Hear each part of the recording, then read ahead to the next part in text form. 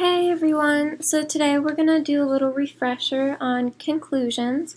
I know since y'all are in high school, y'all have hopefully written conclusions before, but we're just going to go over them some. So first of all, what are conclusions? So a conclusion is going to be the final paragraph that you have in any type of writing.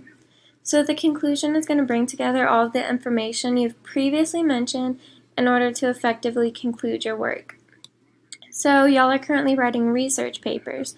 So just try to imagine if y'all didn't finish it. You just left it off on like one of your body paragraphs. That would be completely confusing and it would not effectively bring across your point.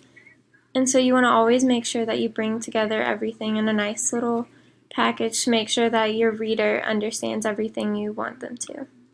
So the main concepts of the conclusion is it's going to have a transition. It's going to restate your thesis with different wording. Please do not just completely copy and paste your thesis.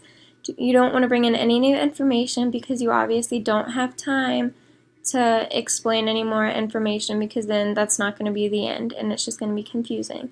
And then you want to focus on the main concepts within your work, and you always want to have a real-world application that answers the so what question. So why should readers care about your work?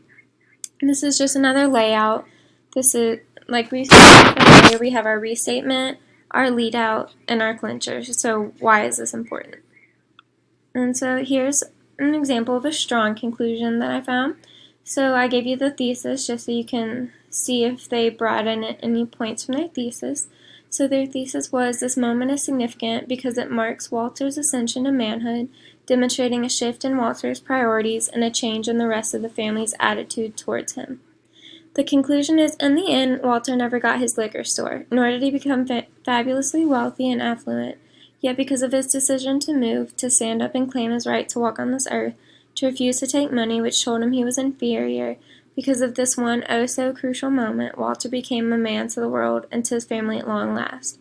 So Hughes, what does happen to a dream deferred? According to Walter, it seems a new beginning, not an end. Happiness, not sorrow, and love, not hatred.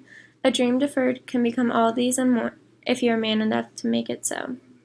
So, I know that's a long conclusion and it's a lot to take in, but here we do have some points from the thesis. We have to talk about manhood, the shifts in Walter's priorities, and the attitude.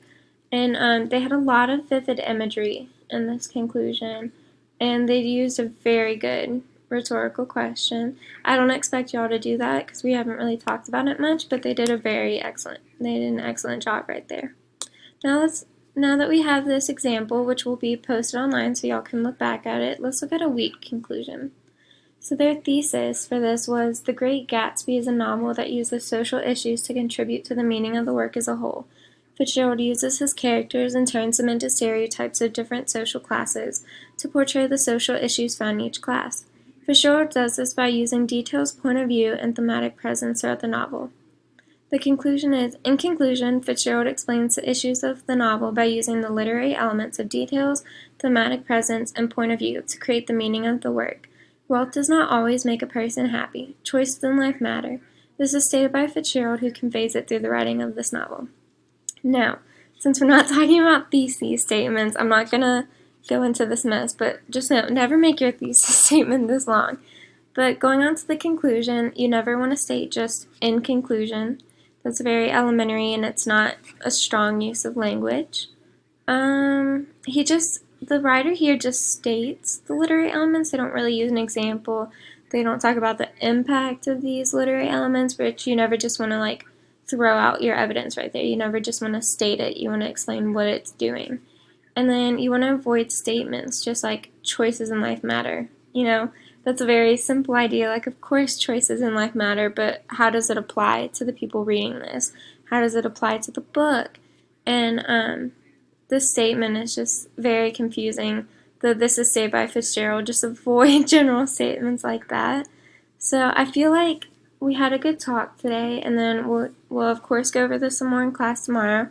I just wanted to give y'all a few examples.